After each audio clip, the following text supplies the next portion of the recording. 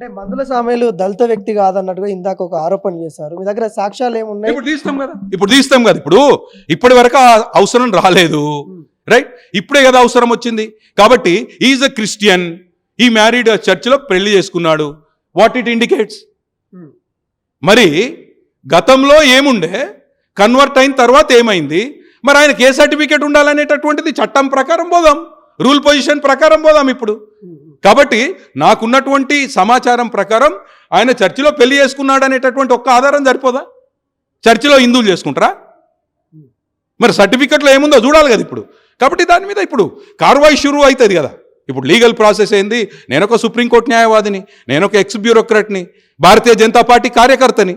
ఇప్పుడు షురూ చేస్తాం కదా. అంటే ఎన్నికల అధికారులు మోసం చేసిరంట. ఇప్పుడు తెరపైకి వచ్చిండు.